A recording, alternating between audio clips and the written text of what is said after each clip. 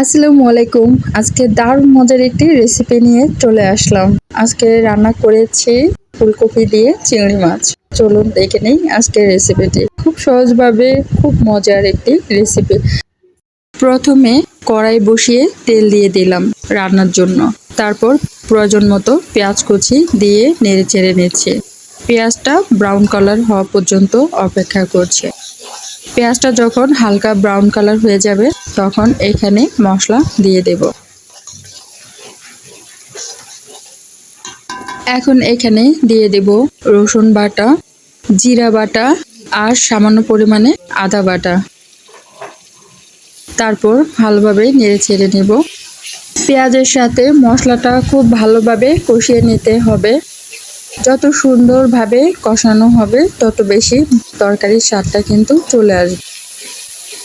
এখন ভালোভাবে কষিয়ে নিচ্ছি নেড়ে চেড়ে। মশলার কালারটা কিন্তু চেঞ্জ হয়ে আসছে। এখন এখানে শুকনো উপকরণগুলো দিয়ে দেব।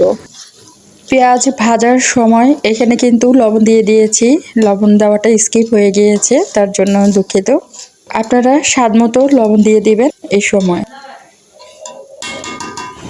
শুকনো উপকরণগুলোর মধ্যে দিয়ে দিলাম হলুদ গুঁড়ো, মরিচ গুঁড়ো। তারপর ভালোভাবে একটু নেড়ে চেড়ে নিব। মশলা যাতে পুড়ে না যায় তার জন্য এখানে দিয়ে দেব প্রয়োজন মতো পানি। ফুলকপি চিংড়ি মাছের সাথে আমরা এখানে দিয়ে দেব আলু। আর এর জন্য আলুটা যাতে সিদ্ধ হয় কষানোর মধ্যেই, তার জন্য প্রয়োজন মতো পানিটা দিয়ে দেব। মশলার সাথে যে পানিটা দিয়েছি সেটা যাতে ভালোভাবে ফুটে উঠে তার জন্য ঢেকে দেব এবং 2 থেকে 3 মিনিট অপেক্ষা করব।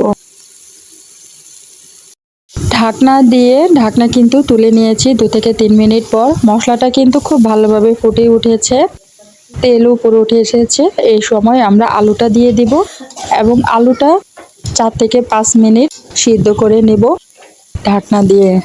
এখন ঢাকনা দিয়ে ঢেকে দেব আলুটা যাতে ভালোভাবে একটু সিদ্ধ হয়ে আসে। যেহেতু ফুলকপি সিদ্ধ হতে সময় লাগবে না বেশি, তাই আলুটা আগেই একটু সিদ্ধ করে নেব। মশলার সাথে আলুটা কিন্তু হয়ে গিয়েছে, 4 থেকে 5 মিনিট সময় লেগেছে। এখন এখানে দিয়ে দিচ্ছি ফুলকপি। ফুলকপি হতে কিন্তু তেমন একটা সময় লাগে না। এখন আলুর সাথে ভালোভাবে ফুলকপিটাকে কষিয়ে নেব মশলার সাথে। মশলার মধ্যে আলু কিন্তু 80% সিদ্ধ হয়েছে। এখন আমরা এখানে কিন্তু ঠান্ডা পানি দিব না ফুলকপির মধ্যে। আমরা এখানে ফুলকপির মধ্যে গরম পানি দেব। তাই আলুর সাথে ফুলকপিটা ভালোভাবে কষিয়ে নিয়ে তারপর এখানে আমরা গরম পানি দেব। এখন 5 থেকে 6 মিনিট আমরা ফুলকপিটাকে আগে কষিয়ে নিব ঢাকনা দিয়ে। তারপর এখানে গরম পানি দিয়ে দেব। পাশের চুলায় গরম পানি সিদ্ধ বসিয়ে দিয়েছি। ঢাকনা উঠিয়ে নিলাম, ফুলকপিটা মোটামুটি কষানো হয়ে গিয়েছে। এখন এখানে আমরা গরম পানিটা দিয়ে দিচ্ছি। আপনারা যে যেমন ঝোল রাখতে পছন্দ করেন সেই পরিমাণে ঝোলের পানিটা দিয়ে দেবেন। এখন আমি এখানে ঝোলের পানিটা ভালোভাবে দিয়ে দিচ্ছি। তার সাথে এখন এখানে চিংড়ি মাছটা দিয়ে দেব। চিংড়ি মাছটা কিন্তু হলুদ আর লবণ দিয়ে কড়াইতে প্রথম ভেজে নিয়েছি, সেটা আপনাদের সাথে শেয়ার করে নিই। এই যে দেখতে পাচ্ছেন, এখন চিংড়ি মাছটা দিয়ে দিচ্ছি। চিংড়ি মাছটা দিয়ে নেড়ে চেড়ে ঢেকে দিব প্রায় 10 মিনিটের জন্য। 10 মিনিটের মধ্যে আমাদের রান্নাটা কিন্তু পুরোপুরি হয়ে যাবে। এখন এখানে ঢেকে দিচ্ছি 10 মিনিটের জন্য। 10 মিনিট পর তরকারি রান্নাটা সম্পূর্ণ হয়ে গেল।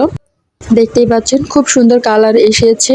আর ঝোলটা আপনাদের ইচ্ছার উপর নির্ভর করবে, আর একটু বেশিও ঝোল রাখতে পারেন আর একটু কমও ঝোল রাখতে পারেন। আজকের রেসিপিটি যদি আপনাদের কাছে ভালো লাগে please subscribe my channel and like করবেন। আজকের জন্য সবার কাছে বিদায় নিয়ে নিচ্ছি। আল্লাহ হাফেজ।